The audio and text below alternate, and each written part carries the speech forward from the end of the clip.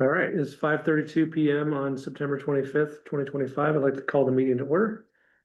First item on our agenda is approval of the agenda.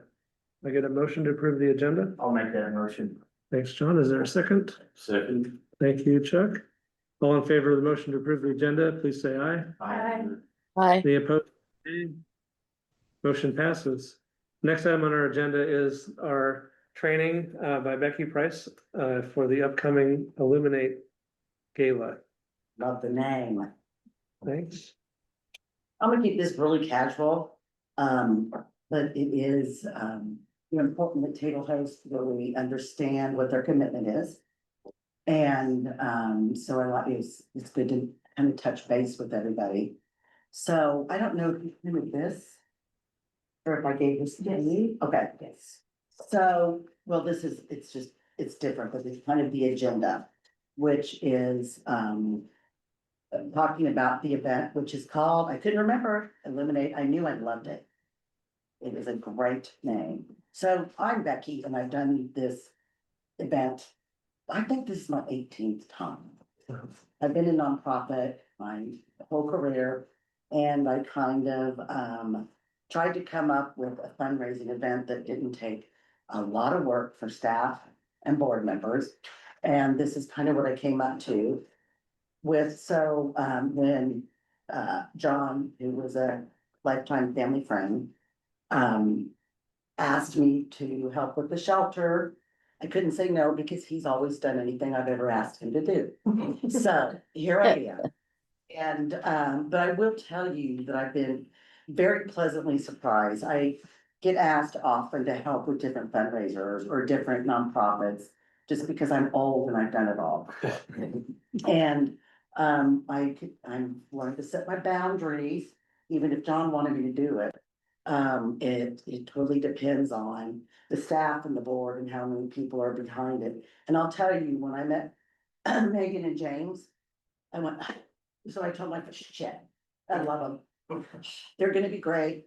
And I've been very impressed in learning more about the shelter, Lawrence Community Shelter, and impressed by all of you. And so this event is, I love that name, is a fund and need.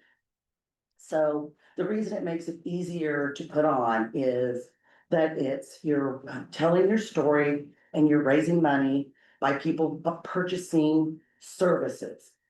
So it's to raise unrestricted funds, which is like priceless when nobody wants to pay for the heat or utilities or staff salaries, or I don't even know how you all are funded, but that's been my experience. So unrestricted funding is you can pay for salaries and you can pay for good toilet paper if you can splurge, which is kind of unusual in nonprofits. And it's a chance to really educate the community. The event is not going to be a hard-nosed fundraiser. It's up to you all and James, wherever you are, to tell the story and move people to raise the paddle for a service. So a table host is the way that you get the right people in the room is by getting table hosts. And that's you board members, supporters that will commit to filling a table of 10. And always when I would sit with a new board, they always would give the director a list of, here's a whole bunch of businesses in town who are new, or here's some organizations. They don't answer the phone. Nobody wants to go to a fundraiser. The only way you're gonna get them in the door is by somebody they love and respect asking them. And so it's all about getting the right people in the room.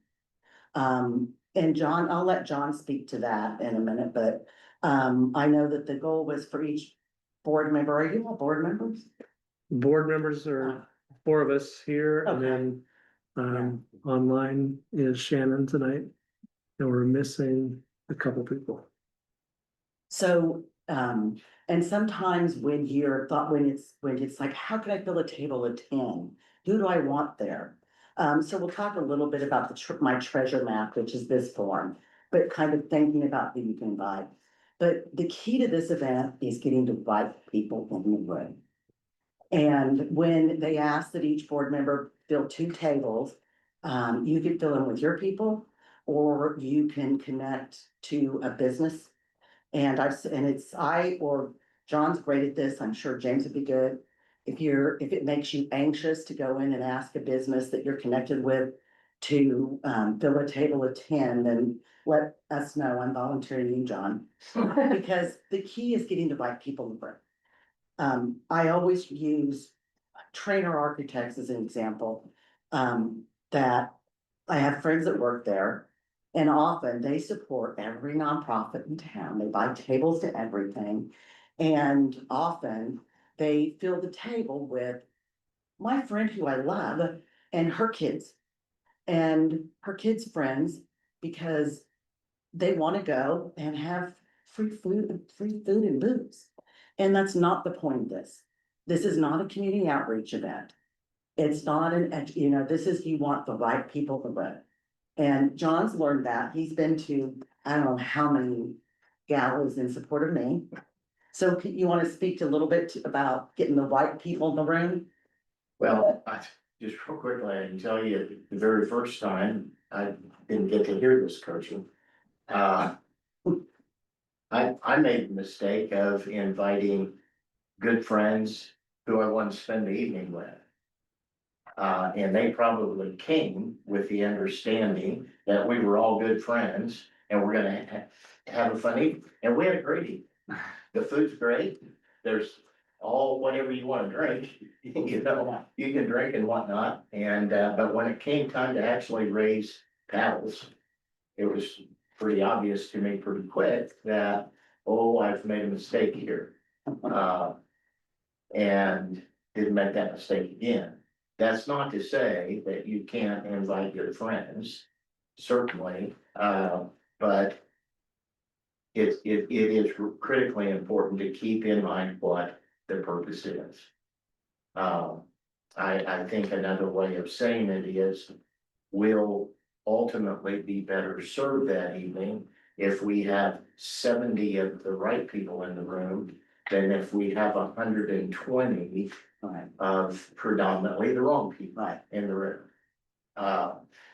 And I've also learned through the process, and I think this is probably, in my case, I think it's probably because I come from the faith-based organization side of just about every equation when it comes right down to it. So the people that my wife and I have invited over the past number of years, the right kind has been the kind that, you know, had big homes. And I've said this, and this group has heard me say this, I don't know the strength or the depth of their pocketbooks. But I know the strength and the depth and the size of their hearts. And then good things happen from that, right? And that's where, honestly, to tell the story part becomes so critically important when the story is real, and it is, and it's shared well. Those things from the heart come out, you know, of that. And honestly, I've been absolutely blown away by the amount of money that many, if not most of these people have shared with us that evening, because I had no idea how big their heart was. But that's the key, that, you know, the key is, getting the right people in the room. And I just want to emphasize that, you know, obviously, and I've got a list myself, that there are people that we know personally that have a large pocketbook. Certainly, there's no doubt about that. I don't discount that. So keep that in mind. Certainly, but also keep in mind just people that if they don't already share this passion, once they hear the story and the stories and they see for themselves that this entity truly has changed. It truly has turned a corner and it truly is heading in a very, very positive direction. Once they see that, and hear that, then good things are gonna happen. So. And it's so, and I will tell you, he always brings the best, his tables are always the highest bidders. But, Big hearts. and it, yeah, and it is big hearts, and it's, I mean, for years, started the Big Brothers Big Sisters here, our biggest donors were a teacher and a fireman. So it's not about the house they live in or the amount of money, it's the big hearts. And especially right now, this world is so scary and messed up. People want to do good. They want to do good, and you're doing them a favor by inviting them to this event, somebody they trust, and letting them be a part of something that's vital. And you have to have that mindset when you're thinking about it, because people shouldn't be connected to the person, but they should be connected to the mission. And the whole point of this event is explaining the mission. Right now, when you open up the paper, you're like, what is up with the homeless in this community? And I've learned more just in the last month or two from meeting with Megan and James and about the amazing things they do. So the program is very scripted and timed, and it's gonna be real people telling their stories. And that's what brings it home, is when you see, okay, everybody wants to make a difference. And we have so little control in the world that it's like, what do we do? And I don't want to get political, although I can't because I don't work for a nonprofit, but I won't get political. It's scary, but we have control of this community. We can control and do something good to make us feel good. So anybody you invite, you're doing them a favor. So when you think about who you might be able to get in the room and fill the table with, as I said, if there's a business that you would like that you work for or connect with, if you would like, James would be amazing, Megan would be amazing, I will go. It kind of feels icky to tell the owner or whoever you're meeting with that, we want to fill the room with the right people. We want to spread the word. We want the word out there. This is not a public awareness event. It will be, because you'll get supporters who will follow, who will come and help in numerous different ways. But it's more about raising the unrestricted funds, and it's a fundraiser. So if you go to your business and they're like, well, we can't fill this table. We'd rather have fewer people at the table who have the ability to make a difference and raise their paddle, then how much is it per person? It's ridiculous now. It's like a wedding. It's every person that comes in that room is $100 per person. So we want to fill it with the right people. And so when you reach out to your friends and your coworkers, think about, just remember that you're giving them the opportunity to really make a difference in our community. I would say too, on that subject though, they are tables of 10, certainly. But let's just say, for instance, that I only managed to get 6 at one of my tables. There will be opportunities to get. You're not supposed to tell people that till the end. Okay. Yes, but yes, he's right. Somebody really wants to come Yeah. and needs to. Right. This is the kind Yeah. of person Right. we need to have Right. there, or Yes. this is the kind of couple we need to Right. have there, Right. but they haven't been formally invited. Right. To, by somebody for one of their tables, I got a spot. you know. Yes. we're gonna And find- Megan and we're James gonna are find working on stuff. VIPs who we want in the room, but you don't wanna ask them to get a table. So this is a kind of just called my treasure map, but it seems kind of goofy, but sometimes when you think about who could I invite? Some people it's obvious because you've got a good group of friends and connections and acquaintances, but really think about, and you can look this over later, but think about the different groups you're involved in. And the different people you're working with. I use the example when my son, my daughter, and myself were all in braces. At the same time, you can bet my orthodontist was asked to get a table. Whenever we bought or sold a home, I want to make it really upfront with realtors. Hey, I'll support you. Because there's so many realtors. I hope there's not one in this room, but, and they're amazing human beings, but, you support me. So there are a lot of different ways that you can, if you're in a bunker group, or I think the majority of John's comes from his church, his faith-based people. And so kind of just think about who you know, and there's different descriptions, it's like who has the passion, also who might have the expertise or the connections, because cultivating new support and donors is, and just support is vital. And, and getting as many people in the room to really let them know what's going on with the Lawrence Community Shelter. Cause a lot of people don't know. And I didn't know, and my last job was at Ballard Center, and we worked with homeless. We did Britain utility assistance, and my best friend's very involved with the homeless shelter, and it's just, I kind of put up blinders going, I can't deal with that right now. Because it's scary, and it's quite obvious to people in the community when you walk into the library or when you read the paper.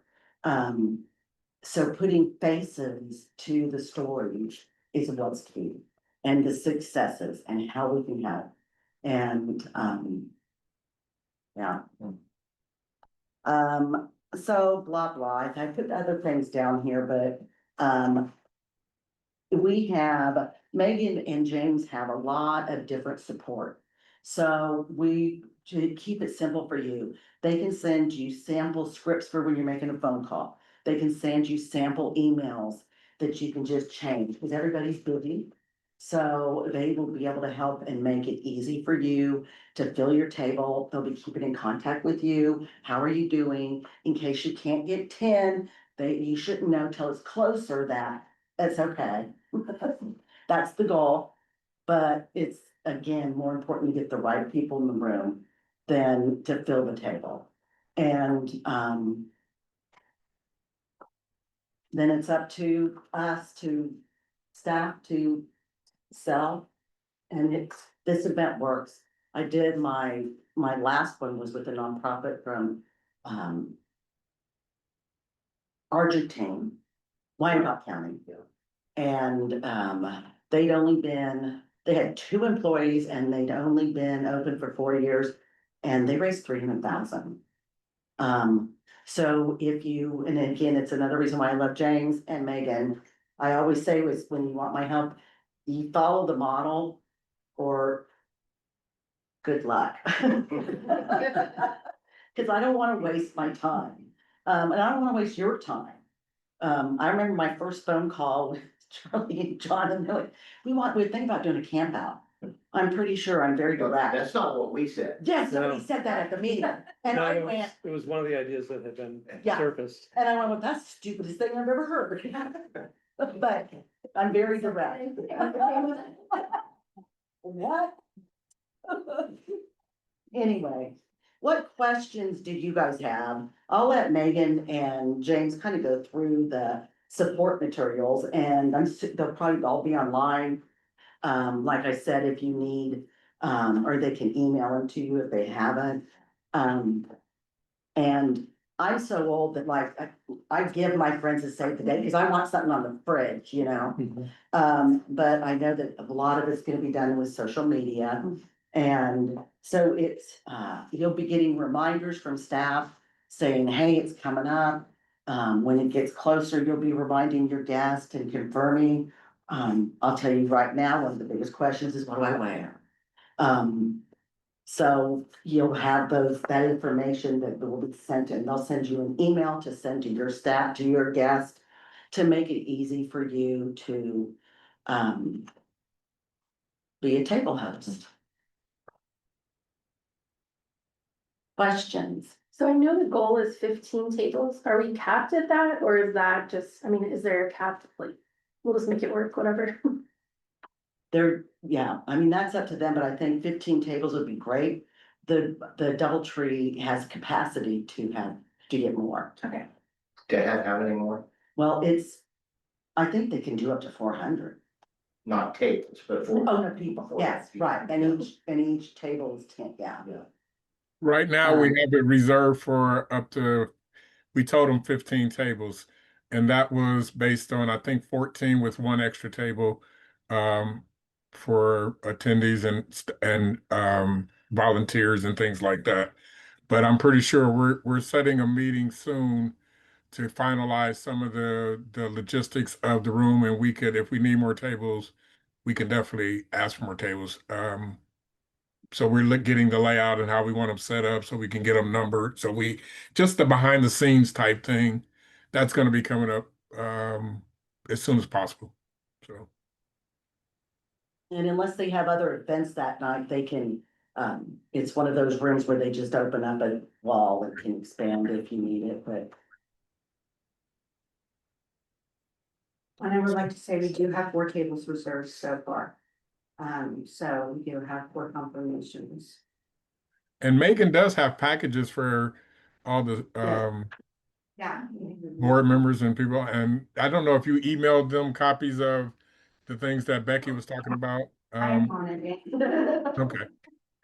Yep. Too much. Yeah, we got email. Yeah. And now- Anything, so. Email packets, phone calls, we're going to try to do it all. So. Yeah, so, well, this is just, so this was Illuminate, the reason I chose this. A night for help. Just want to see. Yeah, the reason I chose Illuminate is because I thought it was a beautiful word to highlight what we're doing here with our first gala. And illuminating this cause and showing the importance of the Lawrence Community Shelter in the Douglas County community. And so I chose Illuminate, a night for hope. And I think it is gonna be a night for hope. I think it's gonna be amazing. I did honestly try to get voluntold that I was doing this. This is my first gala, so I was real nervous. James had to hear me in his office, super anxious about all of this. But I'm really grateful to be learning from Becky. Becky's been amazing. I get to go to her house tomorrow and hang out with her all afternoon. So we're gonna hang out on her patio, but basically, this is just real simplified. So the first one is just the Dear Table host from James. Just kind of talking about, that your leadership is instrumental in this. And you were the reason that we chose you because we know that you'll be good stewards of this. And that you will bring, like Becky said, the right people to this table. The second page is gonna be your role as the table host. So there's 4 key elements here. Invite guests, obviously. Share our mission. Encourage support, and then also celebrate, have fun. That's the point of this thing, and we are gonna have a lot of fun. James has a wonderful band reserved. We've already got Ken is in charge of the program.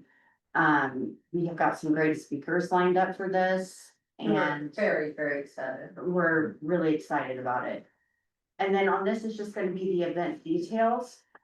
On here, it's gonna be at the DoubleTree by Hilton, Friday, November 7th. The attire is business casual, however.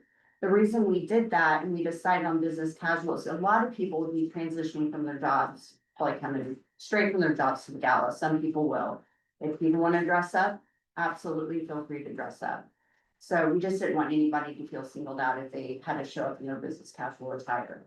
We're gonna open the doors at 5:30, so we're gonna have our silent auction. I've been working with Wendy Smith at LCS, and she and I have gone out and already gotten some really great auction donations. So we've got some cool stuff. And then Aaron Thacker's been working on with me, trying to get me set up like a KU package. So he's getting some really, really cool stuff from that. We're gonna open the doors at 5:30. We're gonna have a silent auction. People can mingle, drink. I know Becky said drink. The more they drink. The more they raise up panels. That cracks me up when she said that. We're gonna have dinner and program at 7, beforehand, people can mingle, have drinks, do the silent auction, walk around, talk. At 8, we're gonna have our live auction and fund a need.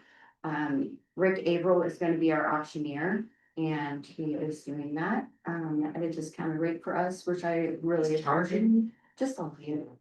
But I'm really grateful. I met with Rick Yeah. last Friday and we had a really nice coffee in the morning. We just talked about what that's gonna look like. So Karen and I are gonna be working on the fund need, and I'm gonna be writing kind of that script out for him.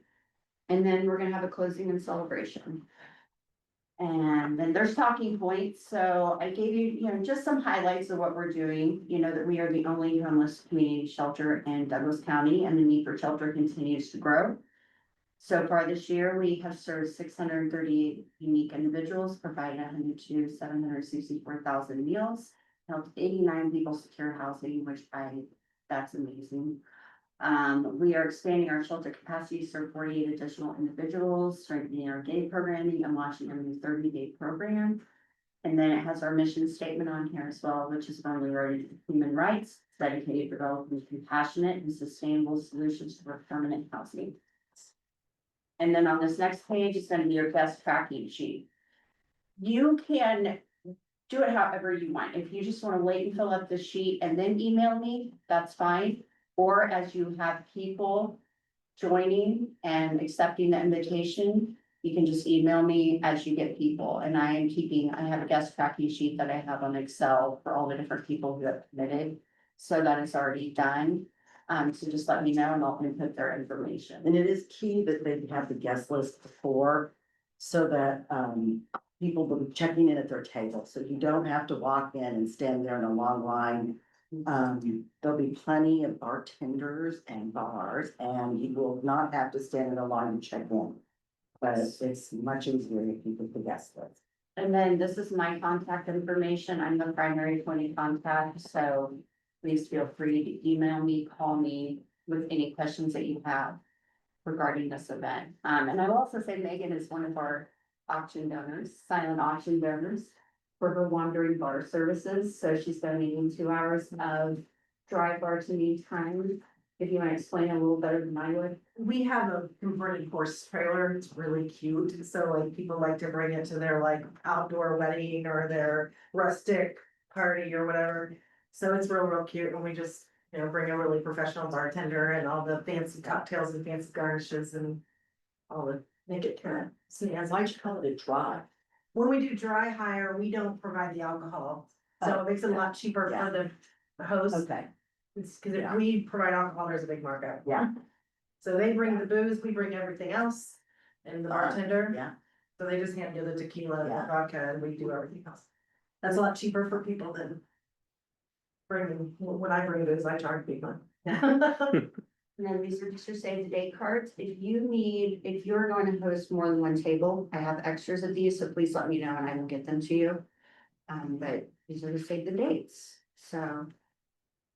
Any questions? On the guest tracking sheet, please have the guest list submitted no later than, what date do you want the guest list? What do you think, Becky? The sooner the better. Sometimes it's hard, but if you get it at least a week before, if not two, it's really hard. It's like a wedding when you're putting the tables and it's weird in this town. It's like, well, then they have to be next to them. Oh, they can't be next to them. And who is it so important to be right up front? So I would say a week, maybe with the goal of 2 weeks ahead. But you should come up with the date, because people will, people are horrible about RSVPing, and typically it's board members who are the worst. Come on. It's seriously hard to have a table Yeah. host like a plan like this, because Yeah. that way Megan's not chasing down 300, Right. 150, or Right. how many Yeah. people to get their RSVP, and make sure you guys Yeah. shrink that for her. Yeah, That's great. and then they'll be billed afterwards, and it's like nobody dimes and dashes at a fundraiser, and we can always get to them from you all, who the table hosts, so, yeah. Well, this is great work. I'm gonna keep this, I'll give it back to you, just so. See you tomorrow and. How many tables did you need, Becky?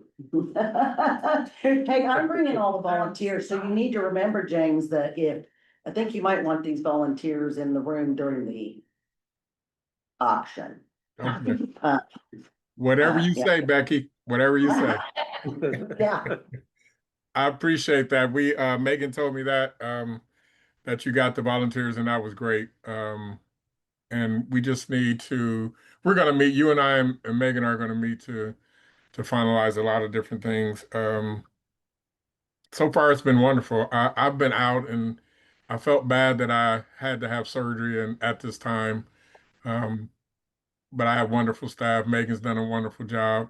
Everybody's done a wonderful job at the shelter in my absence, and it's just been wonderful to come back and things are running smooth. that's a sign of a good direct leader. I So, got good staff. I you know should I pat have good yourself staff. on the back, 'cause, yeah, Well, thank you, thank you. It's a great team. all All right, right, see you tomorrow. okay. All right. Thank you, Becky. Thanks, James, good to see your face. Is that shaker? What? Did you bring a shaker bottle with you? No. Okay. No, she brought, Thank you. she brought tomato. She brought tomatoes. Yeah. Thank you. Bye. Thank you. Thank you. Nice meeting you all. That's what the famous Becky. John's been talking about her for 6 months. I don't know.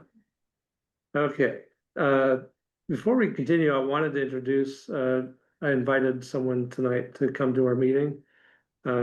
We'll talk about you a little later, Megan, but I just wanted to make sure before as we're going along, I should have introduced you earlier. Megan Green Harrison, right? Yeah. So I've known Megan for, maybe a decade or so. 2014. Yeah, we were in Leadership Lawrence, 2014 together. And, she's been involved in, similar work that we are for a long, long time. She was the director of the, Willow for, say, 8 years. Also was the development director there. And so, as you know, the fundraising committee has been working on trying to recruit new board members, and I was intrigued by something I saw on Facebook about her working for paychecks, and I know the executive committee has talked about paychecks as another PEO option. And I thought, oh, if Megan knows anything about paychecks, I should ask her. You know, her area is on 401k stuff, which is also helpful. But as we were just chatting on Facebook, I said, oh, and by the way, if you're ever interested in this, LCS board, there are some openings. And she was quick to say, absolutely, she'd be interested. So I asked her to come tonight if she was available, so that she could get to know the board get to know her, and we can consider that later in the agenda. But just wanted to make sure you didn't think there was someone just hanging out here. So thanks for coming tonight, Megan. Yeah, thanks for having me. All right, next on our agenda is regular business, and we have executive director's report. James? Thank you, Charlie. My report's going to be limited to some of the things that I just picked up this last week. I came back from being off, I guess, since the last board meeting. That was my first day off, was the last board meeting, and I come back Monday. The thing that I want to update on is the internal remodeling project. We just had a meeting today with PEC to finalize or to go over the plans that they've updated, excuse me, they've updated to be able to submit to the board. Excuse me, to the city to go out for bid. The plans look good. They've went through and redesigned a lot of things and kind of firmed it up because it has to go out to bid. It was a different process than we thought in the beginning. They still have a few questions they want to get with the city to talk to. I forget which part of the city they needed to update some things on about some of the I can't think of the high point they talked about. Some question about ventilation, some question about maybe some of the Electrical. yeah, some of the electrical But I'm trying to think of which aspect of that. But they have a few things they want to talk to the city about, and one of the things I talked to them about was trying to see if it would be feasible to split or the whole project into two projects because of what they were explaining to me seemed really expensive. Why they don't put a cost on it, um, I know from when it was first bidded to now, prices have increased, I would say at least by 30%, and that's being um, generous. Um, so I told them if we could split the projects to two different projects, we would prioritize what we needed the most in order to make the warehouse suitable for a 30-day program, which would be the remodel in the restrooms, to have showers and things like that. So they're gonna give it to the city to see if that's feasible, so they can present the plans in two parts. So that's going, and I tried to get them to tell me a timeline when the city would get it, and they didn't do that. So, um, but that's where we're at. We just had that meeting today, so they're moving farther along. Anybody have any questions on that? What did you say the warehouse would be, would Um, we- become? we're going to use it for our 30-day program, where people would be living in the shelter in that area. That would be their living space. Do we have an idea at this juncture, how many spots or how many beds that would represent? Well, we have a total of 125 beds for the inside of the shelter at all. And so it would be divided between the 90-day and the 30-day and Monarch, and those beds could be flexible, but the total of people living in the shelter would be 125.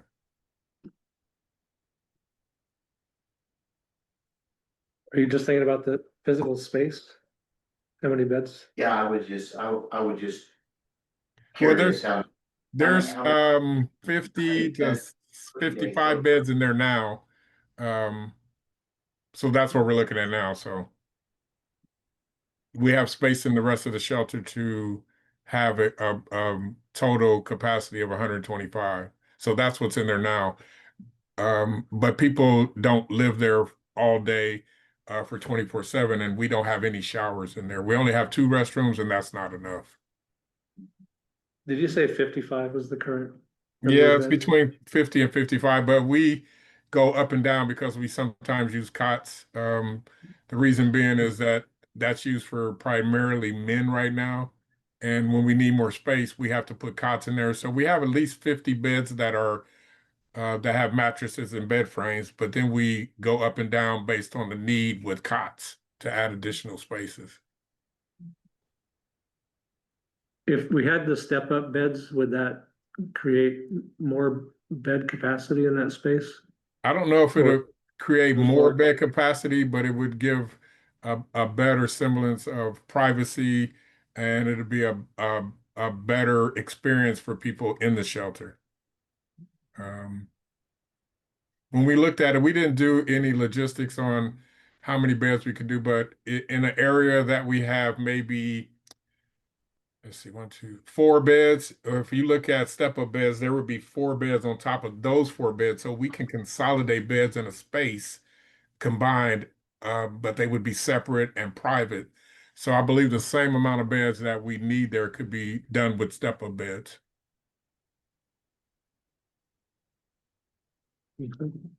Um, the next thing, Kim is there, and Kim was the executive director for the last month. And so she has all the updates on Pilot 24. I think it's important that um, everybody hear about Pilot 24 is up and running and what's been going on. And so I've asked Kim to talk about that part.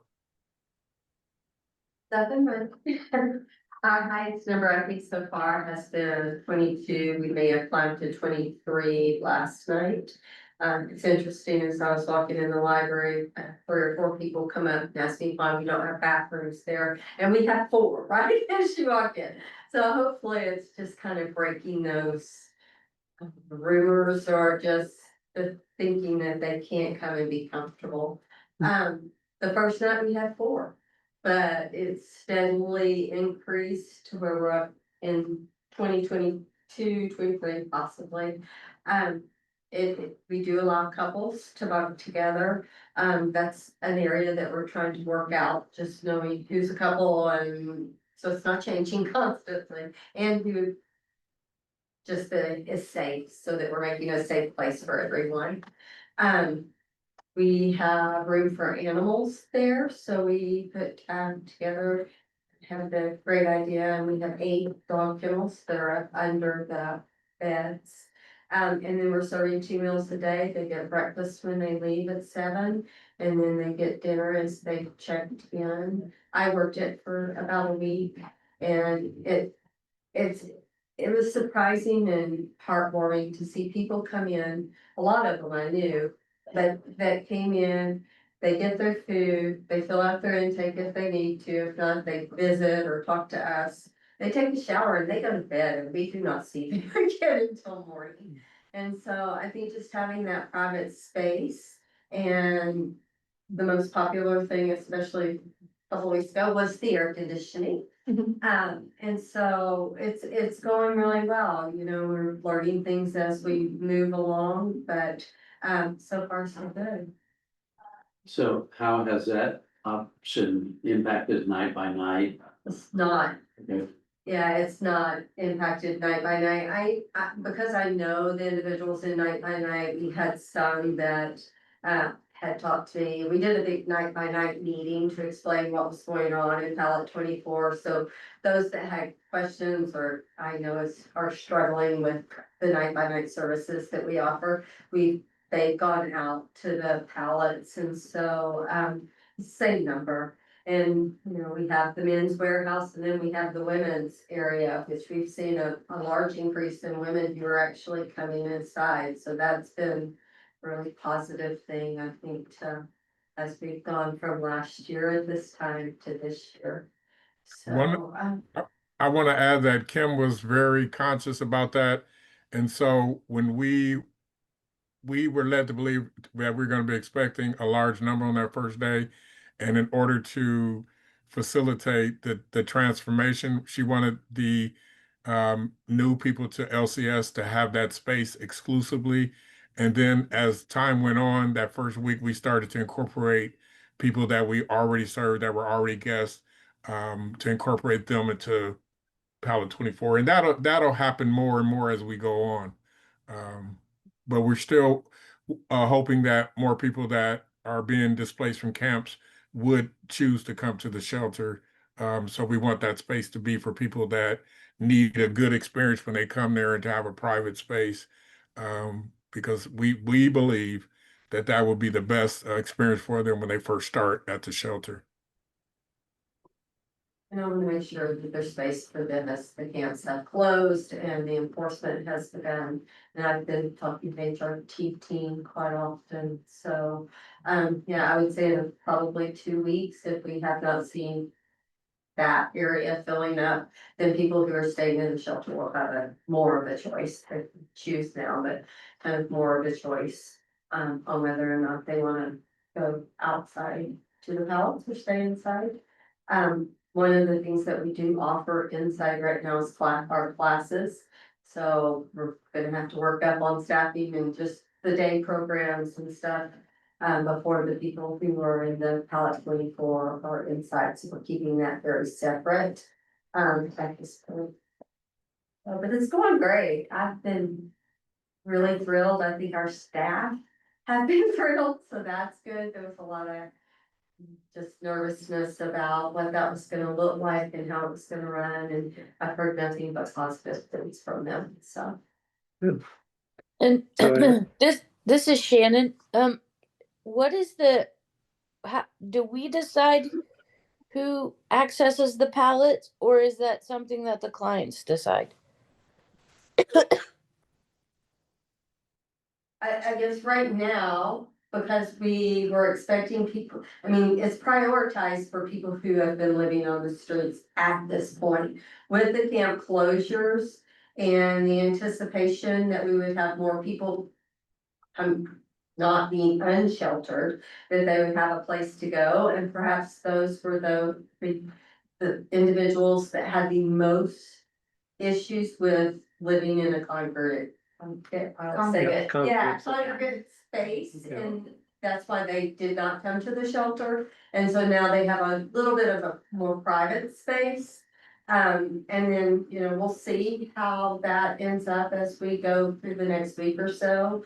After enforcement has really begun, and then we'll open it up, and if people from inside want to go outside, they'll be welcome to do that.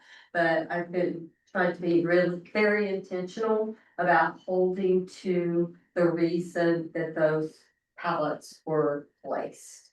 And that was for people who had a difficult time coming to the shelter, refused to come to the shelter, but might, after leaving a camp, be more comfortable in the pallets. And that's subject to change once we get the 30-day program up and running, because our continuous stay programs are based on referral and assessments. And we've been looking at what guidelines we think would meet the needs for people to be in a 30-day program versus a 90-day program. But since we don't have that up and running, we're doing a lot of night by night. The difference being the ones on the inside get access to the groups and things like that. And it's going to be really important to keep those populations separate because our occupancies are different for outside and inside. Right now, we're not there because we're not at capacity. But we know once we start something that will tend to be the norm rather than an exception, and we want to keep things as normal. So when we do have to change, it's not a big culture shock to the people that have been experiencing our services. We've actually been very close to our capacity a few times. We had 102 night by night one night. Hey, Jill, did you want to add something in there? Yeah, thanks, Charlie. And this might be something that we can talk about at another meeting, but I was curious about how the new pallet units will be utilized for folks that I heard the description that Kim provided, and that's really helpful, and that sounds right. But I'm just curious about folks that have, for whatever reason, had a service stoppage or a ban. I don't like to use that term, ban, but I'm curious about that population. And then I'd just like to have a larger conversation around service bans, and just having where do those policies and procedures live, and make sure that we're communicating that like on the website, but also, you know, in spaces at the shelter, things like that, just so folks clearly understand. And I will freely admit that all might be out there currently, and I have homework to do, but those are some questions that I have, and that's largely just from coming from other, you know, situations in the community, not specific to LCS, because we know it happens in lots of other community organizations as well, and it happens for good reason. So I just want to understand that a little more and see where that leads us. One of the things we did, Jill, was look at all the people that were on service restrictions, and we went through, and I think we had some guidelines of physical harm to staff. And if it wasn't that, we are working with options for people to come back. And so we're giving more people chances to come back with having community meetings where we sit down and talk about, here's your pathway back. Here's some of the things that have to happen because of previous things, and people can start over on a behavior plan and things like that. So we kind of lifted a lot of those service bans or service restrictions, and are willing to work with people on a pathway back. So that's already in place. We called it what do we call it, Kim? A graduated Progressive discipline policy. progressive discipline policy, right? So And that is in place right now.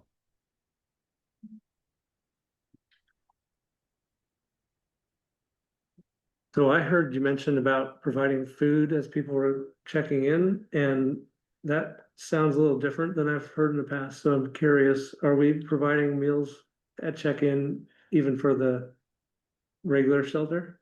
Mhm. Okay, Yes, we provide 2 meals a day for night by night yeah, in the shelter, and then we're providing 2 meals a day night Or in the Okay. night by night in the ballot 24, so it's this thing. Okay, We're bringing things in from the kitchen out to pallet 24. And that's the first thing they receive when they come in is right now, a full bottle of water. We've been Yeah. freezing those and bringing them out, and then a meal. And so, that's the first thing. So that that's actually house. delivered to the, House. Or we go in and get it, but Yeah. it's just right there, so, we bring it out and then, it keeps us mindful of our occupancy. Plus, those that have been staying in pallet 24 have not expressed any interest whatsoever in going inside, Yeah. which is kind of what we expected, right? And so bringing the meals out to them, I Mhm. think, we'll may have to rethink that at winter, but we'll cross that bridge after we so what time start is getting the, close to it. what time is the check-in? The check-in was at 7, we've expanded that so Okay. that they can start checking in. When I was there, we were checking in around 6:30, but 7. And then they can check in any time before 7 in the morning. They leave at 7 AM. We've tried to stagger some of our checkout times so that we're not overwhelming that bus stop. Yeah, We've gotten feedback that we do. Yep. So, and that's been successful as well. The only thing they've asked for is coffee, and so yeah. we have coffee now. So where does the Pallet Village, what's our status there at this point? I mean, They're all in there too. okay, I think we're full, or at least we were, I think we had 2 that are leaving. We've had quite a few people in the month of September that have been housed. And we have 2 more that like are right on the cusp of being housed. But we've been running pretty close to 45 to 50 at Pallet Village, still going very well. So we also provide meals there, 3 meals a day. And case management services. I will say the classes haven't taken off there as much as we would like for them to. But they also, at the shelter, they have the option of staying in all day. At the village, they can stay in all day if they want to. So attendance has been down, so we've been trying to problem solve that a little bit. To figure out how to bring more day programming there. And so that's something that is kind of on the horizon for Helen. and some of the maintenance problems we've had with the facilities are not really ongoing, or what's our status? I think Mystique can speak to that a little bit more on getting the bathrooms back up and going. I know that, I think that there's money that is gonna be put into that, so it's gotten a lot better, I think. I've had the opportunity to speak to 2 or 3 of the neighborhood groups. They've been very supportive. We've had one that had some issues and we were able to deal with that. They also would like to meet with some of our guests and have kind of a small kind of community meeting, including some of our guests, which I think is a wonderful idea, to make them feel more a part of the community and start setting that precedent. Had to put that on hold a little bit with Pallet 24 and James being gone, but I'm gonna get with Millie and get that scheduled. Anything else for the executive director report? No, I believe that's it. Okay. Next item on our agenda is finance report. And let me share my screen again.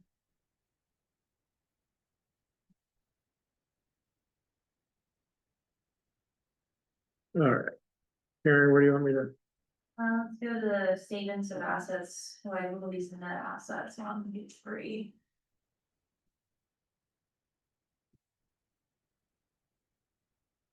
All right, cash wise, we are significantly better than we were last year. 786,599. It represents a $332,000 decrease from July due to operational cash flow needs without major contract receipts. So I mean, basically, you know, we get our quarterly payments from the city, the big ones, and then we get our monthly payments from the county. But since we August is not a quarter beginning month, there's no significant increase in cash. Construction in progress, is 572,000. That's primarily pallet 24 again, that doesn't include 19,000 that we had already expensed on Monarch improvements. So total project spending to date is 591,000. So we have a pretty comfortable remainder that we've been spending through this month, to open pallet 24, about 165,000, remaining from the original city funding. A note, I'll say verbally out loud, all bank accounts, prepaid accounts, and liability accounts are reconciled monthly with no unexplained differences. Those bank reconciliations are provided to Charlie, our board chair, for oversight and transparency, to help ensure the reliability and accuracy of financial statements. Let's talk about, let's go to page 5. I think it's important to look at this because the month of August this year versus the month of August last year, we are less than half of what we received last year this year. And I don't know if that's primarily because of what's going on internationally, maybe just nationally, but donation wise, we are way down. If we look at our gross profit line at the bottom, we're way down there too. 34,000 last year, we had receipts from CDBG and ESG. Just as a reminder that we moved from modified cash basis to accrual basis. So we booked our receipts last August for CDBG and ESG. Same with Douglas County, there was some billing, catch-up billing that we had done and we booked. So again, just significantly down there. Let's go to page 6. Look at operational supplies, way up this year than we were last year. Same with groceries. If you go down to the next page, Charlie, for total repairs and maintenance, we are down this year versus last year. Utilities have increased quite a bit. So I think those were the primary things that I wanted to show you guys on the financial statements before we start talking about our budget. So let's go now to page 10. All right, so again, August presented significant cash flow challenges, a shortfall of 47,594 to about 60% under budget.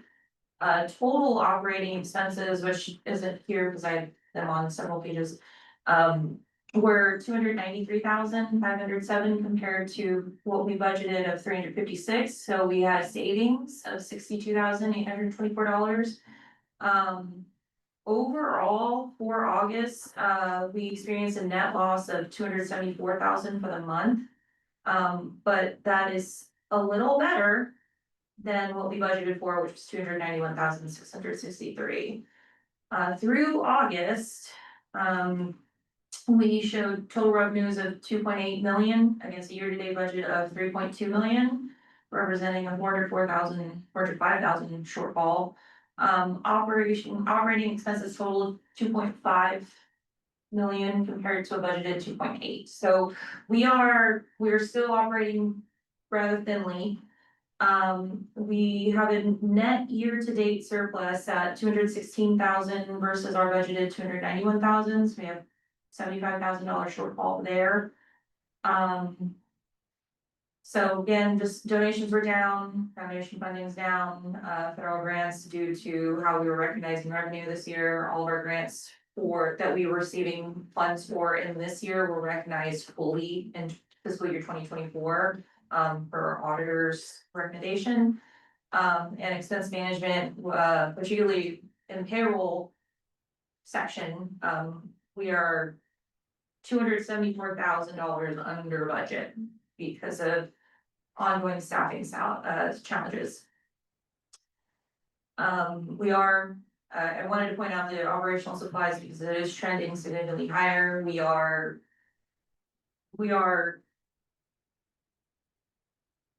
making sure that we have what we need, in separating out everything in the different buckets, you know, learned that we're spending a lot of money on, cleaning supplies, but again, you know, it's nice to come into the shelter and just know that it's clean for everyone. As far as the rest of the year. Oh no, let's talk about full-time equivalents, because we're talking about staffing being significant. So we budgeted 57.75 FTEs. Total for the organization, at the end of August, we had 53.56 FTEs. So we're different about 4.19. So and knowing that we've just been down in revenues this year, we just continue to be mindful of our expenditures, mindful of, you know, keep a real close eye on our staffing. And, you know, filling where we need. So, again, like talking about 2026, that's a big thing that we'll need to talk about. Also, informing our 2026 contract negotiations with the city. And then finding the sweet spot for staffing and well, we need to continue services at the level that we're providing them. Does Right. anybody have any questions on financial statements?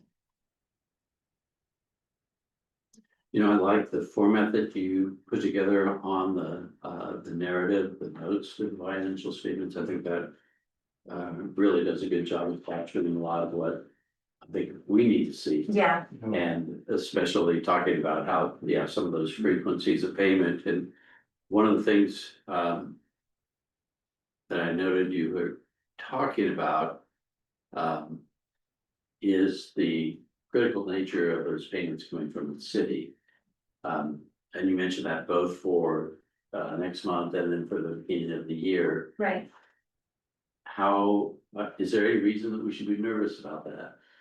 I want to say that the tone here is based on our experience this year with receiving the city payment. And I know that had large part to do with the final contract being signed and approved.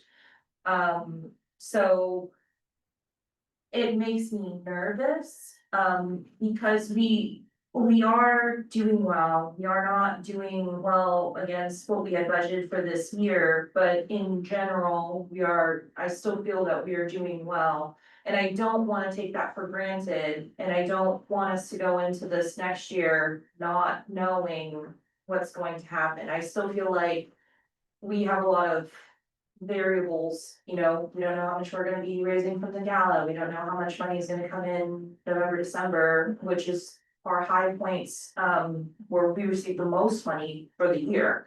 And so those unknowns and knowing that we are pretty reliant on the timing of receiving that city payment, that I just want to make sure that we emphasize that in here. So that we all are on the same page in terms of timing, okay, when do we need to get this done, and the exec team at LCS knows, the topic, the primary topic that we've been talking about is staffing, so, I think as soon as we get that all fleshed out, then, I think we can all feel better about the contract, or perhaps, but again, I don't know, but I just want us to be very aware that, you know, whatever cash that we have going into January, you know, we still have these ongoing expenses and staffing being our largest expense. We're spending about at least $250,000 to $300,000 each month on some payroll alone, benefits and workers' compensation, everything. That is just extremely important that we make sure that we have some sort of certainty in place. And I know that we did try to achieve that this year by, getting a line of credit. The line of credit's only 150,000, so, and again, that was to help mitigate timing issues, but I just wanna make sure again, because we didn't get our first quarter payment from the city until April, that's a significant thing that we need to be mindful of, and especially since we know that we're not gonna get any more addendum money, and that's what we were surviving off of beginning of this year. Just until we got.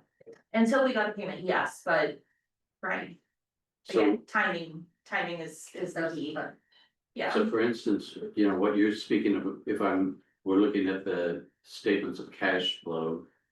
And the bottom line on that with cash flow, cash and cash equivalents. Mm-hmm. So now what you were saying in that was that for this past month of August, we had a net decrease of $332,000 in cash, but again, that was because we had the expenses and Right. no revenue. Correct, And I'm assuming, so we'll see that same picture probably for the current month for September. right, for September, that's correct. So what we were listing as the cash and cash equivalents at the end of August, 786,000, so we're basically gonna cut that in half crudely Right, with the month of for September. September, that's And right. that's where you were saying that payment in October Mhm. is critical, because if that isn't there, then that amount goes pretty close to zero.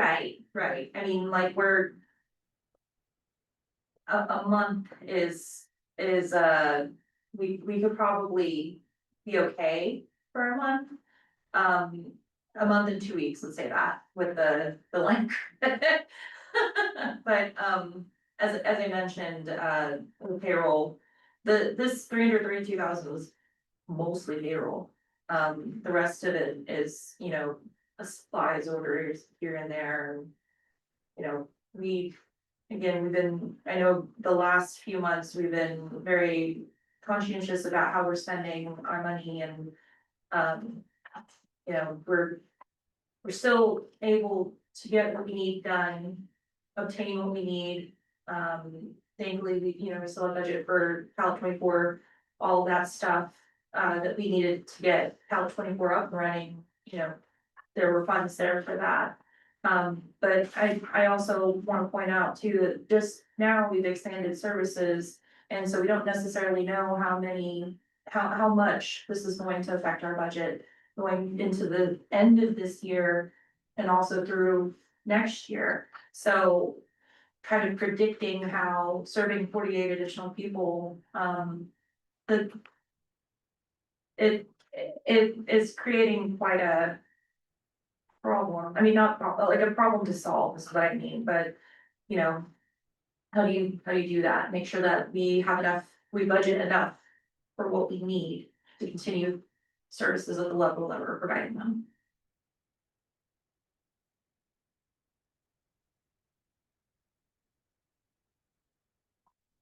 Any other questions? Can I get a motion to accept the financial statements for August? Make that motion. Thanks, John. Is there a second? Second. Thank you, Chuck. If there's no other discussion, all in favor of accepting the August 2025 financial statements, please say aye. Aye. Any opposed, say nay. Motion passes. Thank you.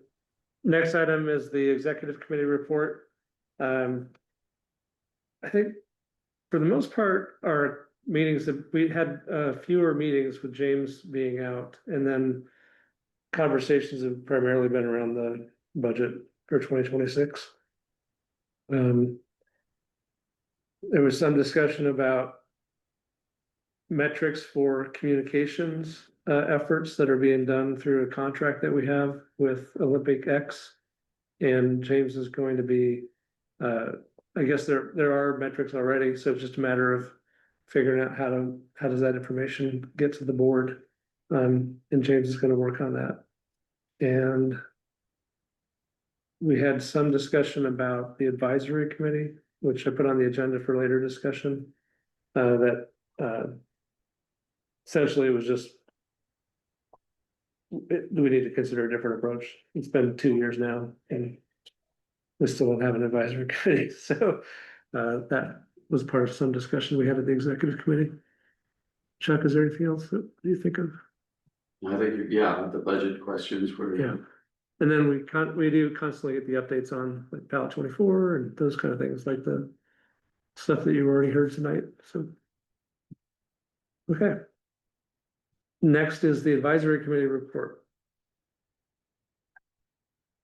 Christine is not here. John, I kind of remember you being maybe offered to help out with that committee too, but I don't know that you have anything to. No, okay. Did you volunteer to help with that? I don't remember honestly. This was, Yeah. yeah. This is one of those where yeah, all right. Christina and. Elizabeth. My bad. Well, initially it was set up, it was Elizabeth Keever and then Christina Jeffrey. We're gonna help to develop that advisory committee. And so. I think I did. Yeah. Again, this is kind of why we have to talk about this tonight, but so there's no report for the advisory committee. For the fundraising committee, that's Chicani, John and I, and I would say most of our work right now is just trying to do the board recruitment, so we kind of got the bylaws changed and then had the idea from what Becky had advised us on that we should work on trying to make sure we have an attorney, an accountant, and someone with expertise in marketing. So that's why I brought Megan tonight. She kind of checks a couple of those boxes, I think. And then Chicani has reached out to help me out here. It was Letitia Gordington. Gradington. Yes, Yeah. Gradington. I apologize. Yep. She's in charge of student money management at KU. One of my colleagues at work was in Leadership Lawrence with her, I think last year or the year before, and mentioned it. And so I had Chicani and I were talking about the board development stuff, and she said she actually might be able to reach out to this lady, and she did. And it sounds like it was a positive discussion. So is there anything else you wanted to share about that, Chicani? Right. Yeah. It was a positive discussion. I have not, there was going to be follow-up this evening, and I actually have started the Leadership Lawrence class, so I was not able to follow up with her, right, because it started today, but we'll be following up with each other. She has something tomorrow with the women. There's an event she has to go to, so I'm hoping to be able to tell the board, get confirmation that she will come on board. Okay, great. Okay. Thank you for the work on that, and congratulations in being in the current class for Leadership Lawrence. Thank I you. think you must have a pretty good class. I know Misty's in there too, and then Jonathan Smith from the Yeah. health department is also in there. So good crew. Did you have something else you wanted to say? No, that's Okay. it. Thank you. And then John has been working on an accountant that sounds like is interested, but not yet, like in terms of timing. Well, he hadn't said no yet. He hasn't said no. But also had indicated maybe next year would be a better time for him to consider joining the board, so. And then on the attorney, that was the other one, and we're losing our attorney, so we had really haven't made much progress on that, so. Do you want an experienced attorney or would like a newer attorney be? I don't know. Probably want an experienced attorney. Do you care what the area of law is? We're just trying to like be responsive to Becky's advice on kind of the areas of expertise. When she met with the fundraising committee initially, she said, before we talk about money, let's talk about board development. And she didn't fully understand that this board is in many ways, at that moment, we only had 7 positions, 5 of which were appointed by the city and the county. And so she didn't quite understand that. We walked her through that. But then we acknowledged that over the time that we've been together, on occasions, we've actually talked about the need to potentially add other board members that this board can recruit. And figured, you know what, every time we brought that topic up, we've always kind of said maybe one day. And then we decided maybe that's actually the critical need, and the fundraising committee should say recruiting other board members with that explicit expectation that this board needs to commit to fundraising would be the kind of task of the fundraising committee.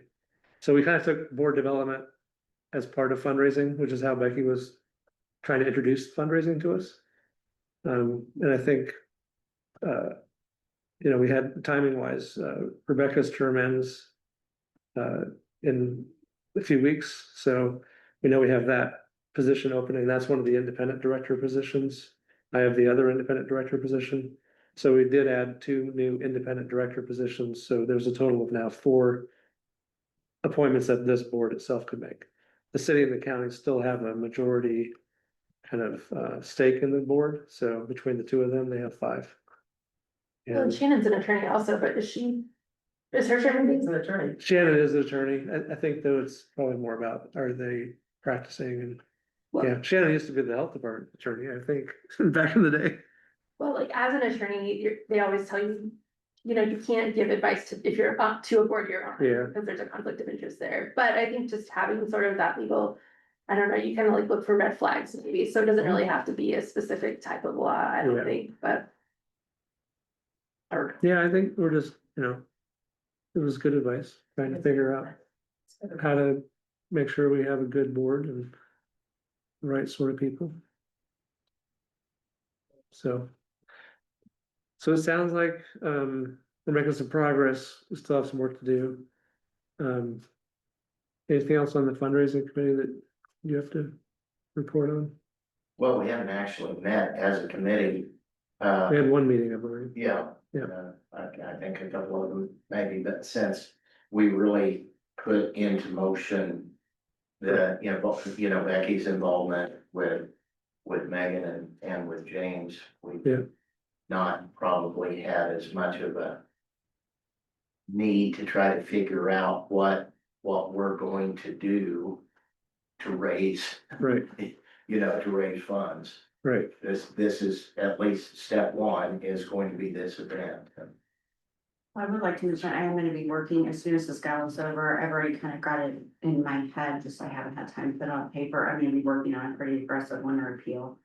That I will be doing shortly following when the gala's over. So I have it in my head. It just needs to be translated to paper and then I can send it off to Lizzie and get it developed. So that is on the agenda as well. We did pretty well from the winter appeal last year. So.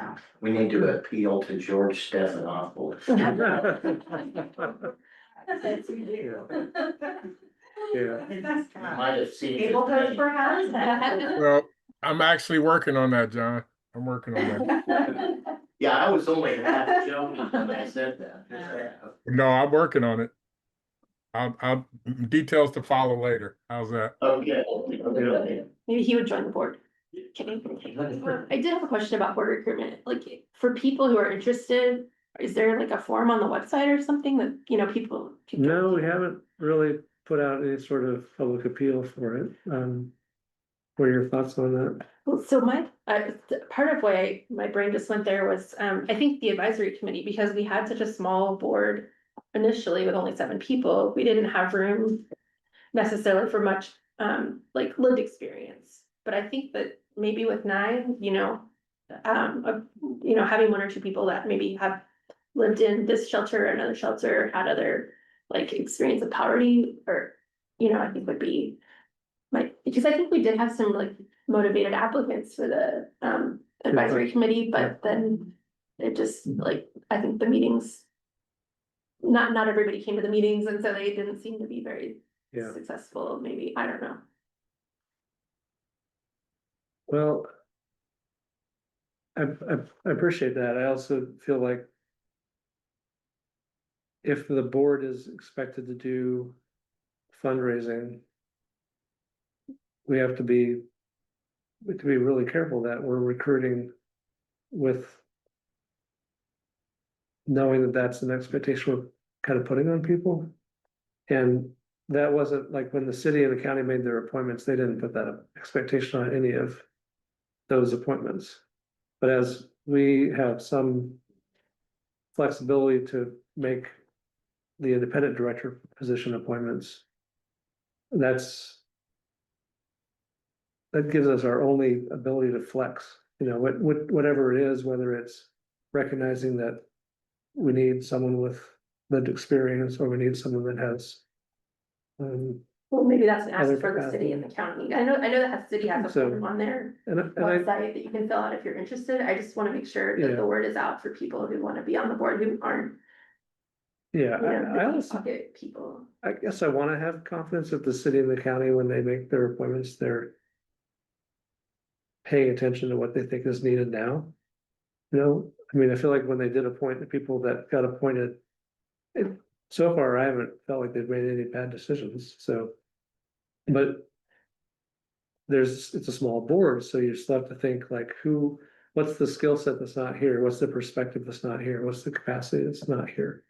And then, you know, how do we make sure we're able to be what we need to be to support the organization? So. I think for the advisory committee though, we're gonna talk about that a little later, and maybe that's. Like, I do feel like that's an area that we've struggled in, and it might be a place for that. Trying to bring in perspectives that aren't here at the board level. Connie, did you have anything else to add to the fundraising committee report? No, Charlie, thank you. Okay, thanks. Let's go down to other business and the 2026 budget. So this is, let me check the chat. Saw someone drop something in there. Oh, see, yeah, the county, Jill just chimed in that Christina was recommended in many ways because of her own lived experience, and yeah, she does share that routinely in our meetings. Thanks, Jill. The 2026 budget. So we're probably going to see this on our agenda for the rest of the year. The exec committee has been kind of asking, like, how do we get this conversation going? Because we know there's going to be, we're expecting the city's funding to be cut by 10%. That was in their contract with us this year. And so that's $350,000. And we're already concerned about our, current year's operations. So let's start this conversation. And Karen has kind of crafted like a, very rough draft, would be a way to say it, of the budget. And I think there's been some back and forth to work with the city a little bit more to be able to flesh out some ideas around the right staffing levels, and even trying to seek out clarity on what's the level of service that the city is expecting us to be able to deliver. So that conversation hasn't materialized just yet because James was out, but he had initiated a request for that conversation to get started right before he left, and now that he's back, I think it'll probably happen pretty quickly. And I'm gonna just queue up I made a PDF of the budget that you had sent out to us. How do you want to walk through it?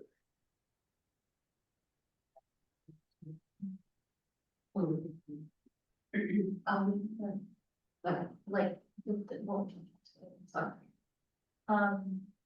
still a work in progress. Yeah, but- it is, so but, it's back today. We figured it was better to get this in front of everyone and just recognize that there's still work that's happening and we're not ready to make any decisions tonight. We're just ready to get familiar with where we're at, where we're thinking we're gonna end up being next year. I think if anything, from my finance report and then looking here. Revenue is something that we're constantly struggling with in terms of, raising it in order to ensure and feel comfortable that we have enough for our expenditures, to continue, providing services to the level that we do. So this part always is really difficult for me. In pink is what I have for 2026. In blue, I have, in the column F would be the projection for the rest of this year. And then in column G would be, actuals and projections together. And so it again, needs a lot of refining. So I'm interpreting this as, right now, we're given our August report. Total donations 52,000, and you're projecting we'll raise another 46,000 by year end to bring us to 98,000, which is below budget. And then that informs the proposed budget for 2026. That is proposed to be higher than where we're expected to end this year with. But so we end the year at 98,000 for 2026. We're projecting that we'd raise 111,000. Is that appropriate? Yeah, I suppose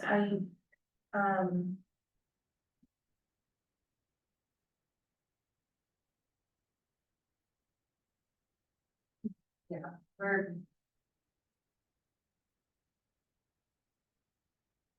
it stresses me out, let me just say that, that's kind of why I'm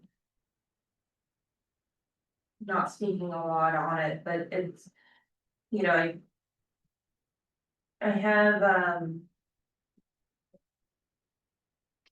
tried to put together what we've spent over the last couple of years to get averages, which again, you can't really do that, especially since we just expanded services. So I was trying to be mindful of that. And we did restart our social media again this year. So it's one of those things where James and I need to get together to talk about, how we can be a little bit more aggressive in, how we're raising money. I had put on this year's budget, that we would be getting, some other grants, that like 171,000, we had Home Flower, Mostly Right, our first grant, which I did submit, last month. So, as I mentioned, there's just still a lot of unknowns about how we're gonna end this year and what we'll need to go into 2026. I did kind of put in here, for the gala, very, very, very, very conservative guesstimates on what I thought we would be raising. At the same time, I also put that expenses in the expense section related to the gala. Excuse me. I think even for me, reviewing the financial statements, I think I put like a 10 to 15% increase in utilities. I don't think that that's prudent at this point, especially looking at the increase from last year into this year. So this just needs a lot of work. Can I interject right here, Karen? Yeah, So Karen put these numbers together and she was doing her best guess on where we should start. And the thing that I have not had a chance to do is review this fully and meet with Karen to discuss it. So we want to be more closer to our starting point should be where we project it to end in all of our line items, and that will be our starting point. Then we will go through and kind of firm up where we think we need to be. First, we'll start with what we know we need, and then we'll look at how do we get down to the number we know we're going to get. When it comes to the grants and things like that, those are guesstimations. And with our budget being so close and we know it's going to be cut, we're not going to be able to guesstimate on those because if we put revenue that we're expecting to get, but we're not, it's not sure, that will throw something off later in the year. So I apologize. We have not had a chance to sit and talk about um, where we need to start in this budget. So when Charlie said this is just a starting point, these are numbers to get us started. And we met today at our exec team to talk about, I wanted to empower my team to talk about what they think we need in order to keep services safe and consistent for the Lawrence Community Shelter. So that's where we start. With the revenues, it's hard to guess on grants and donations. If we have to look at it, we know things are down. So we should put line items in there and zero those out to where we know we'll at least expect what we got last year. That's where we should start. We shouldn't overinflate or do anything like that. But again, like I said, I haven't had a chance to sit down with Karen so we can go line by line to kind of flesh this out. Thanks, James.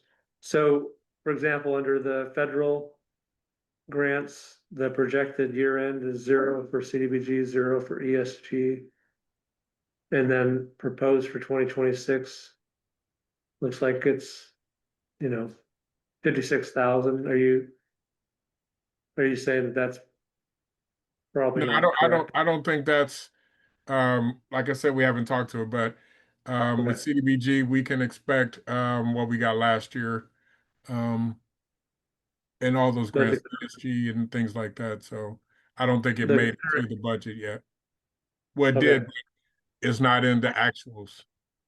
we don't have grant agreement for ESG, but we did get preliminary numbers, so that's been entered as well as the city contract, and then, last month. We did get the Douglas County number for the year, which is the same, 296,000, so. Those are things that I know for sure. Everything else is just a guesstimate based on data that we have. so the CDBG says 0 is projected by the end of this year. Okay, so for CDBG ESG, we built it into our budget because we were expecting that we would be able to recognize it in 2025. Okay, When we had our 2024 audit, because the grant agreement was signed in December and spanned the federal year, they recognized the full amount in 2024 at December 31st. Good. So the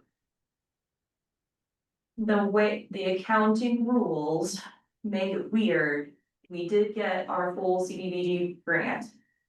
It just was not, it's not reflected in this fiscal year, it's reflected in 2024.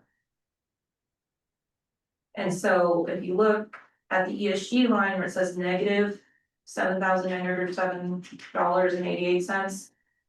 That's money that we still have available to us to draw down.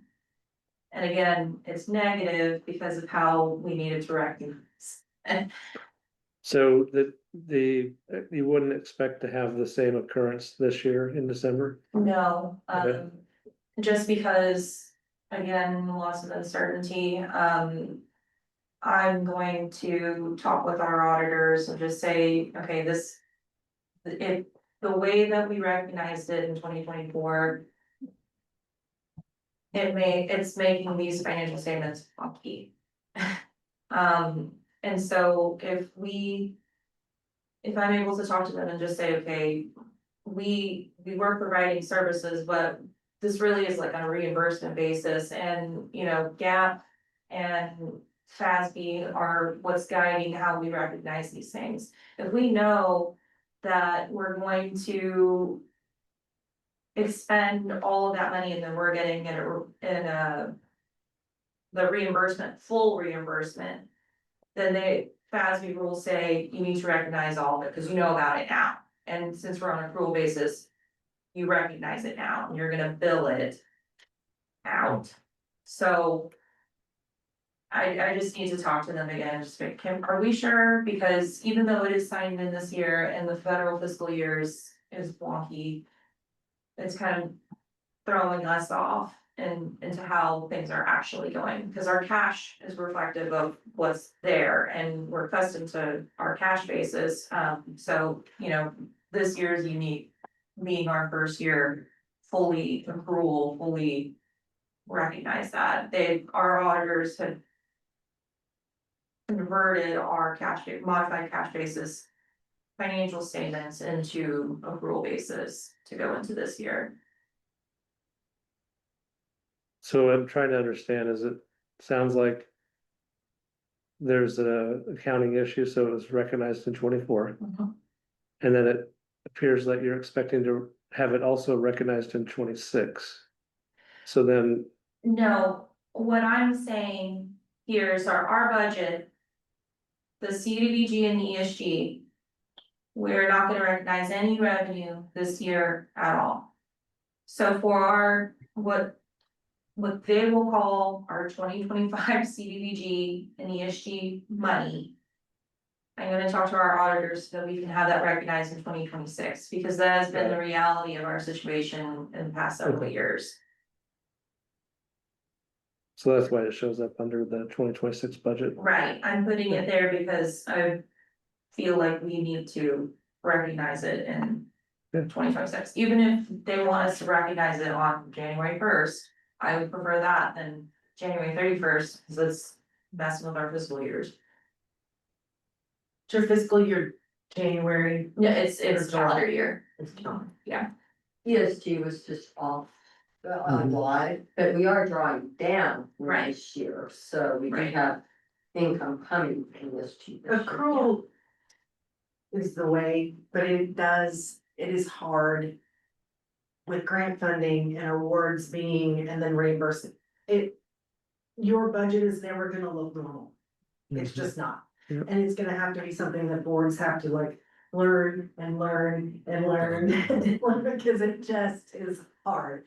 It's never gonna be normal. Thank you so much for that. I'm hearing these feelings here. I know, you're saying that. It's like, you were nodding and I was like, thank God, someone understands. This is hard.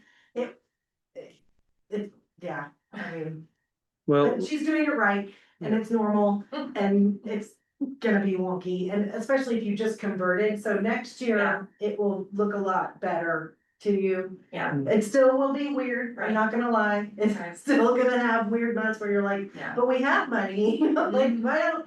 Yep. It's still gonna happen, accruals just really different, and it's hard to get your mind around. And one of the things about these reimbursement grants is it's kind of revenue neutral, because all the money that we get is going out. Well, it goes out before it comes in.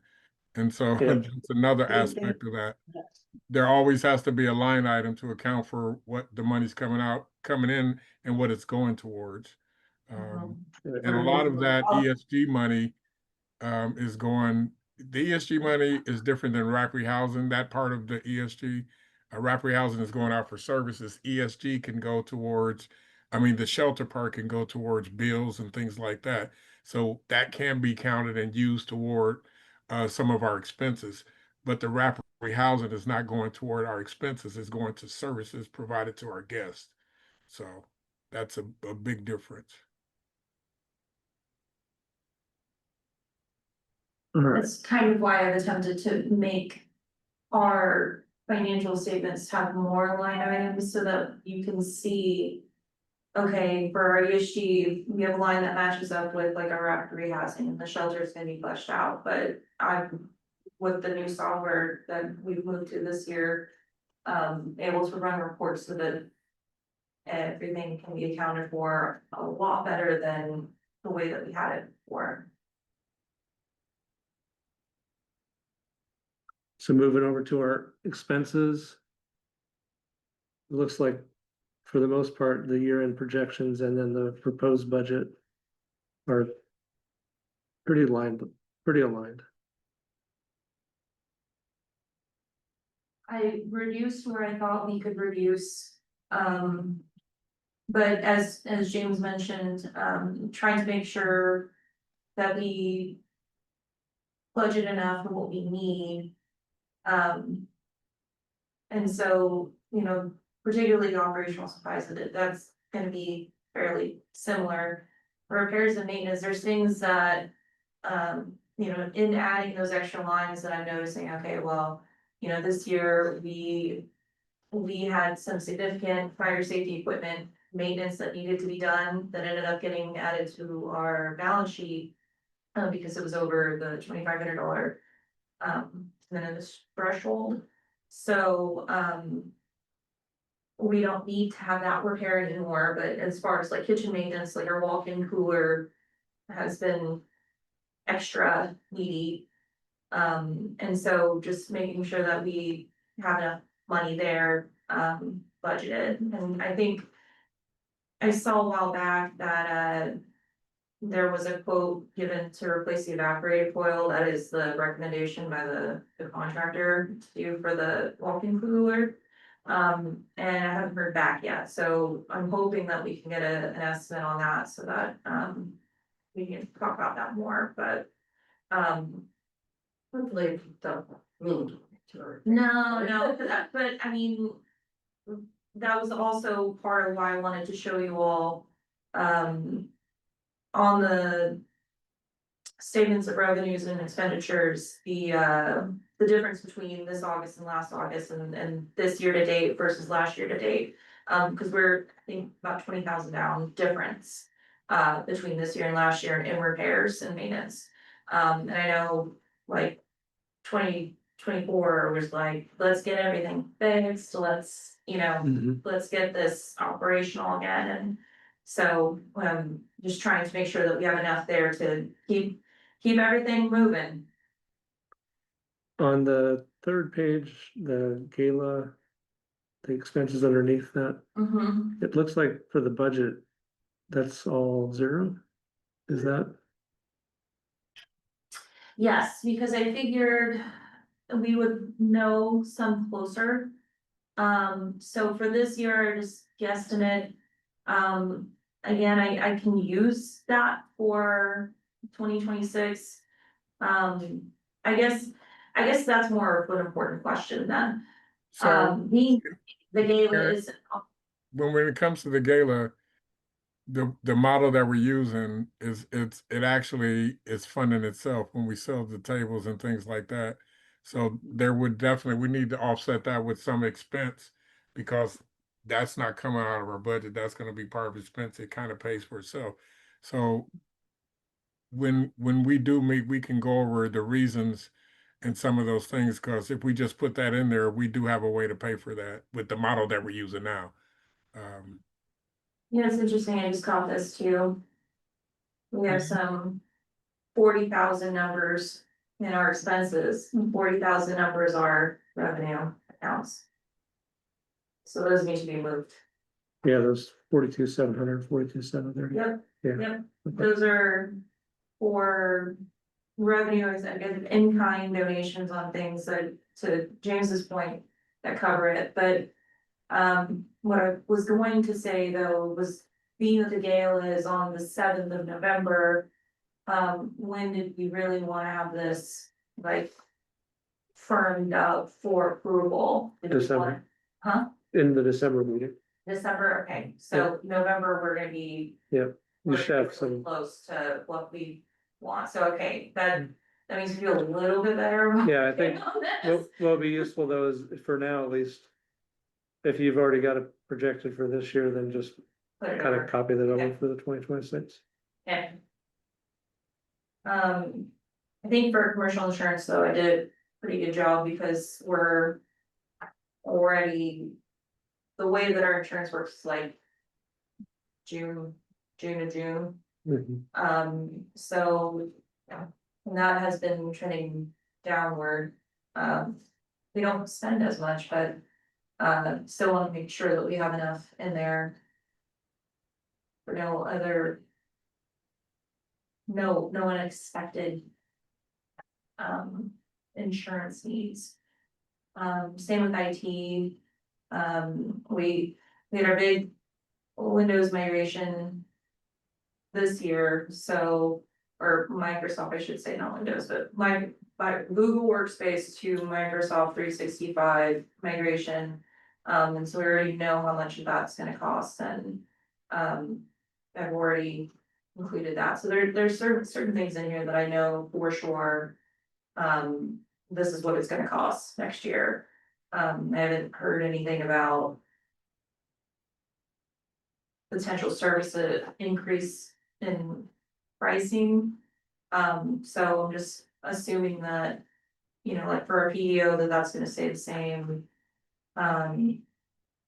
Our accounting and legal will likely go up next year. I think I anticipated, I put that in there too. Next year we'll have the negotiations with the union. Yeah, because the union, the collective bargaining agreement expires December 31st of next year. So we'll likely want to start negotiating that prior to it expiring. On the last page, you got, this payroll one is where, looks like we're gonna end the year just under 3 million. And then you're projecting 3.4 million will be needed for the next year.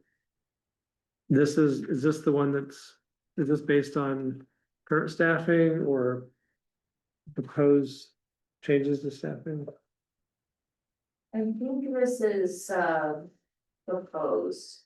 I'll say I think that, Okay, only because I've been messing with that spreadsheet. Yep. So this is probably the area that's gonna have most, the discussion that we're trying to have around, like, what's the staffing that's necessary as the expansion of services is underway? And to be determined, I guess, best way to explain that at this point.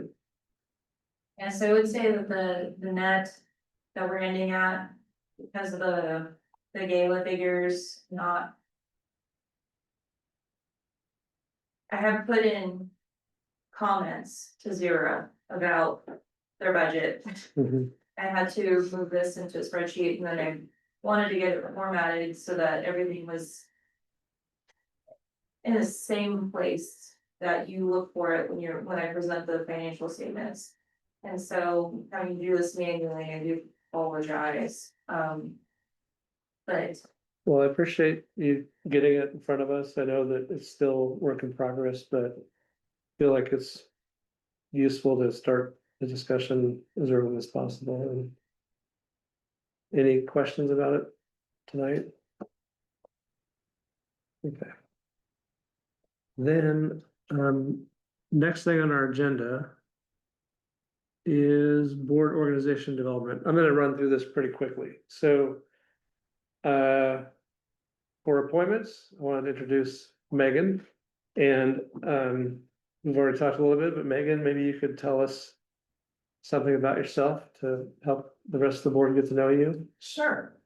So, I moved to Lawrence in 1993 to go to college, and I never left. So I've been hanging around here doing all this stuff for a while. I was a teacher for 10 years, and then I worked at the university level for a few years, and then I've been in nonprofit up until the last 2. So I was primarily at the Ballard Center and then at the Willow in various administrative, executive director, development director roles. So a lot of experience there, and then after that, I opened a consulting business, so I do nonprofit consulting and marketing consulting. And then I also work at Paychecks now, but I've also done a ton of marketing. It's just, I'm the queen of the side hustle, so. I've worked for a marketing firm for a couple of years and now just started Paychecks, last month actually, so very new to that. So I have some things that go with this world that I Yeah. worked on and done, and I'm happy, the Willow was primarily a shelter, congregate housing, all of the things that go with that, and the challenges that arise in that world. It's a little bit different population, but not completely. There's definitely some overlap there in terms of population and policy and desire to provide the right services and safety and balance the community with the needs of the client, and that's always a tough thing to strike and make everyone happy. So I'm happy to be here and hopefully I can be of some service. Thanks, Megan. Anyone have questions or? This is Shannon. I probably have known Megan 15, 20 years, something like that now. Have worked with her. She's being very humble because I don't know the numbers, but I know her fundraising at Willow was off the chain.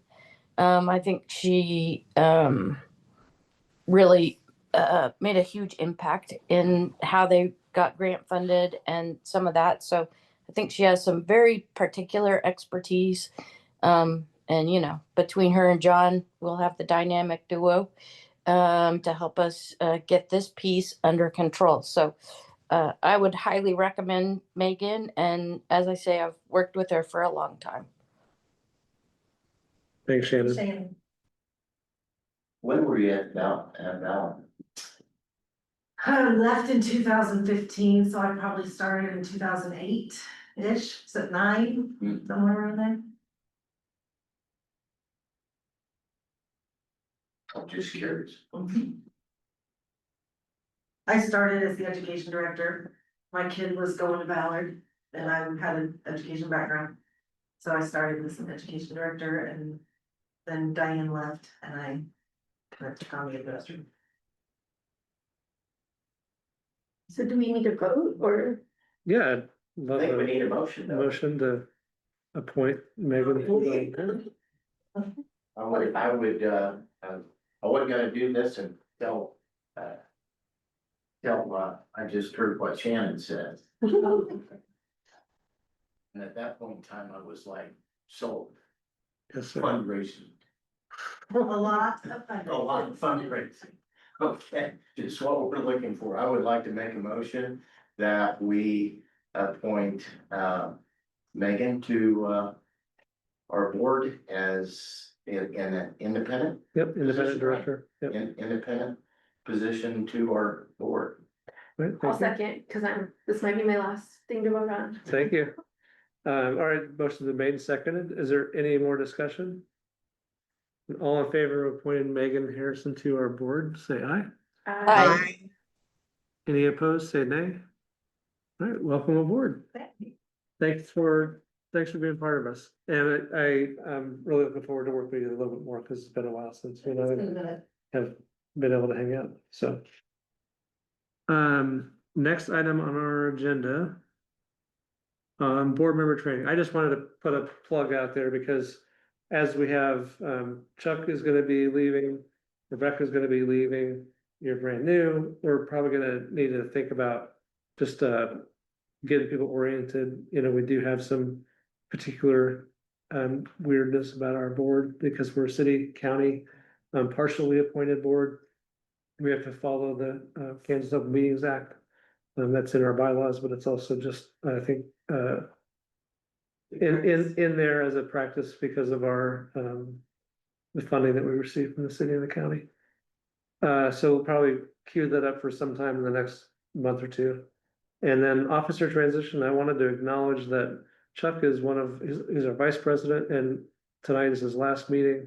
So we're gonna lose him because his term ends and, he's notified the city that he won't be seeking a reappointment. So we're gonna end up with a kind of a few months before we do the officer elections in January. So if someone is interested in that vice chair or vice president role, we could have it on agenda for next month. Should we So nominate John? that's kind of where I was going. Haven't talked to you about that, John, yet. Yeah, that's kind of in my head. Don't we have a couple months here? I mean, literally next month, we're not gonna have a vice chair, You said so officer elections were in January. January, but there's, Until January. but there's no so- vacancy. You said earlier, what you just did earlier was the last thing you were gonna do. I didn't realize I'd have this wonderful opportunity. It's short term, it's a short term commitment just till January, right? We don't have to decide this way. I just wanted to like, you know, as I think ahead, it's like, this is gonna show up in October. We're not gonna have a vice president, so. Next is the advisory committee development. Now, this is essentially this advisory committee that is in our bylaws. You know, it says we're supposed to appoint an advisory committee. We charted out this idea that we would recruit people, put together a slate, bring it to the full board and vote on it. And that was 2 years ago. Or close to 2 years ago. Feels like it's been a while. And Christine and I had one of the exec committee meetings with just the two of us, and Chuck wasn't able to make it, but we talked a little bit about this, and I threw out the idea like, can we not just task this to James to assemble the advisory committee to bring to the board, and then the board can consider making that appointment. So talked to him about it at the exec committee meeting this week, and he said, sure, he would do it. So what I was kind of wanting to put out there is, could we just go ahead and disband our, what are you, in the committee that was kind of set up to get this advisory committee off the ground, and just instead task the work to James, and with the expectation that in the next couple of months, he'd bring together a proposal for us to accept as the advisory committee.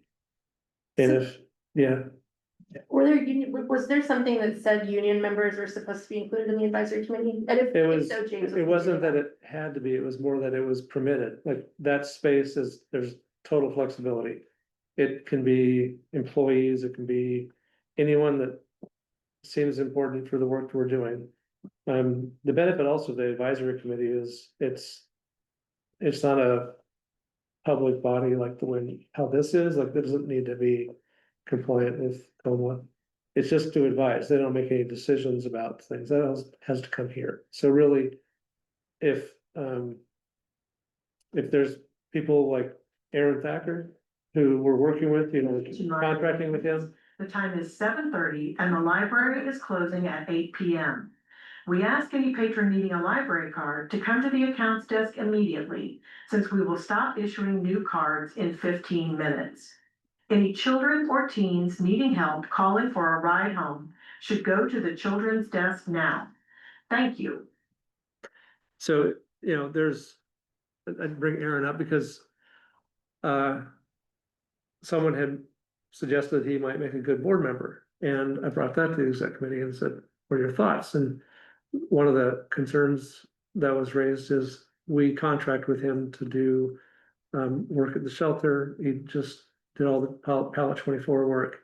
And, you know, there's always a path where you can excuse yourself from a vote. You know, you can acknowledge you have a conflict. But even with that, it might be misinterpreted or just perceived by others as not appropriate to have him as a board member. But He's benefiting from the shelter's budget. yeah, so then it's like right, so it's like, do we even wanna take any of that risk? Well, as a member of an advisory committee, that's inconsequential, you know, his advice around how we're doing work could be really vital. He serves on the board for Family Promise also, and he does work for Family Promise. Well, for them, that's fine. They're a much more private organization than this one. So would he be useful to have around? Absolutely. I mean, he is making a huge impact in our operations, and he's, contributing financially, to us as well. So it's just like, yeah, it was- To report Yeah. on him next month. yeah, I mean, that's something we need to respect and give him a place to continue to contribute. And so I shared all that with James and basically said, put together the team that you need to get the work done right now. And bring that to the board and let us vote on it. So then they, we can finally check that box. So was kind of asked it tonight if we could just consider that, and instead of continuing this non-report that we get every month from the advisory committee. As you know, from the bylaws, the advisory committee has in its purview that they can appoint 2 non-voting members to this board to serve as representatives of the advisory committee, which means they'll have more voice into our discussions. They just wouldn't have that vote. So that was, I think, another thing we've been missing this year is, or even last year, like having another couple voices that might inform our decisions. So anyway, I would be delighted if we get a motion to kind of authorize or delegate this task to James. That's it. Make it. Okay, thank you. Second. I've already called it a hypocrite, so, yeah. Okay, I heard a second already. So motion on the table is to delegate to James the task of proposing an advisory committee for the board to consider in the next couple months. Is there any other discussion on the motion? All right, all in favor, say aye. Aye. Aye. Any opposed, say nay. Motion passes. Thank you. And the next item, just wanted to mention that the meeting location for October is not gonna be here. The meeting room was booked ahead of my ability to get it on the schedule. So Megan Luttrell, she said we could have the meeting at the shelter, which I think would be nice, because we haven't been there in a long time. Actually, I think this committee or this board has never actually met there. So it'll be a way for us to probably get a little tour, see the new operation if you haven't been out there. So we'll be back on schedule for November. I think I have the reservation. Yeah, I got it locked up for December also. So we're good for being back here in the library for November and December. But otherwise, October will be at LCS. Are there any other board member updates? Well, I'll just say goodbye. Yeah. So this is 3 years, and I'm Yeah. just really like impressed with like how great the work James and the team there have been doing. Kim and Karen, for some reason I blanked on your name, even though I've known it for a long time.